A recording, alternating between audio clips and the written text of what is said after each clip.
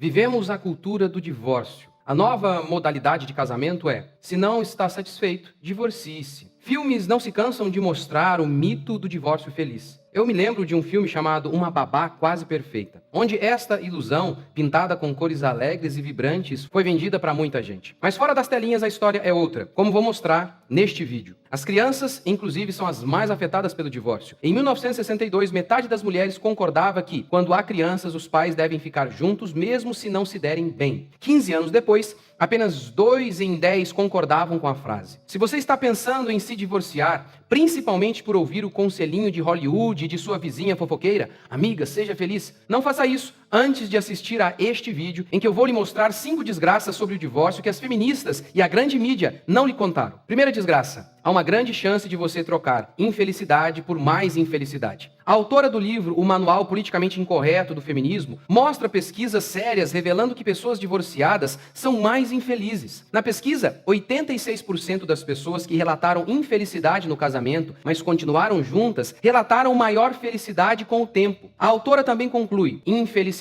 conjugal permanente é algo surpreendentemente raro entre os casais que não se separam. E muitos deles enfrentaram problemas sérios, mas foram superados, continuaram casados e superaram seus problemas. Muitos se divorciam para trocar uma série de problemas por outra série de novos problemas. A pesquisa também mostrou que muitas mulheres se arrependeram de se divorciar. 1/4 dos segundos casamentos terminaram após 5 anos, de 60% a 80% após 10 anos. Segunda desgraça do divórcio: o divórcio te empobrece. Há um ditado que diz: pedra rolante não junta musgo. O significado é: a instabilidade não costuma trazer riqueza. O divórcio empobrece. Primeiro, por conta do custo processual. Segundo, por puro ódio, um começa a querer punir o outro e vê o dinheiro como arma para fazer isso. Eu conheci um homem que vendeu um carro modelo Santana por R$100 para dar apenas R$50 para sua ex-mulher. O patrimônio cai pela metade, já que é necessário dividir, e costuma se perder muito nessa hora também. Depois, com menos aporte financeiro,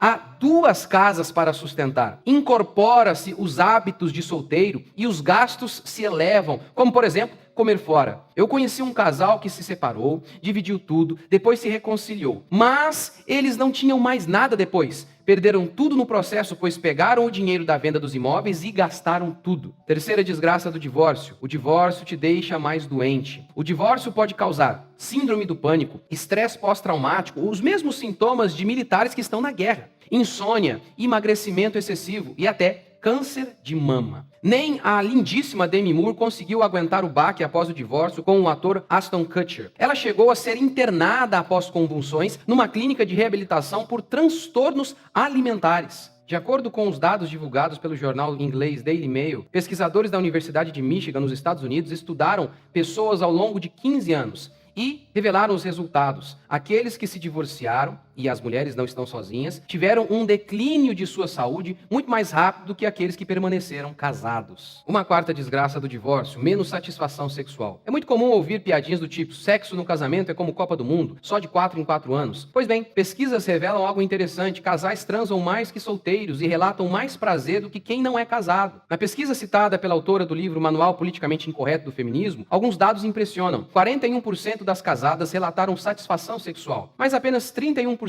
das solteiras. Tá ruim a vida na cama? Pode ficar ainda pior com o divórcio. E a 5ª e pior desgraça do divórcio é que você pode arruinar os seus filhos. Sabe qual é o canto da sereia feminista? Divorcie-se e os seus filhos estarão muito melhor ao verem a sua felicidade. Eles ficarão tristes no começo, mas depois vão superar isso. Tá, posso mandar a real? Pesquisas mostram: filhos de divorciados são mais propensos à depressão, a serem expulsos da escola, a repetir de ano, a envolver-se com roubo, drogas, a se tornarem sexualmente ativos, a serem abusados por padrastos. Uma pesquisa avaliou crianças, filhas de famílias divorciadas por 25 anos. Sabe qual a conclusão? A ideia de que pais mais felizes necessariamente levam a crianças mais felizes e que o trauma experimentado por essas crianças no ato do divórcio é temporário? Tudo mentira. Judith, a autora desse estudo, resume assim o que as crianças diziam: o dia em que os meus pais se divorciaram foi o dia em que a minha infância acabou. E você não pode deixar de levar em conta a questão espiritual. Deus havia ordenado que Israel não fizesse aliança com as nações que habitavam em Canaã. Mas diz o texto bíblico que um povo distante, os gibeonitas, agiram com malandragem e fingiram ser de longe. Trouxeram pão embolorado e sandálias gastas para enganar Israel. Tá vendo como viemos de longe? Viemos de tão longe que o pão já embolorou e as sandálias se gastaram. Aí então diz o texto sagrado que Israel não orou ao Senhor para pedir conselho e fez aliança com aquele povo. Depois de notar que haviam sido enganados, o povo de Israel ficou louco, queria partir para cima dos gibeonitas. Mas os líderes de Israel não permitiram. Por quê? Para que não haja grande ira sobre nós por causa do juramento que já lhes fizemos, disseram eles. Como a Bíblia declara, é melhor não fazer voto do que fazer voto e não cumprir. A história ainda não acabou. Muitos anos depois, Davi, que não tinha nada a ver com o pacto, que era um rei fiel, estava vendo um monte de gente morrer de fome em sua terra. E ele perguntou a Deus por que isso está acontecendo. E Deus lhe disse, porque Saul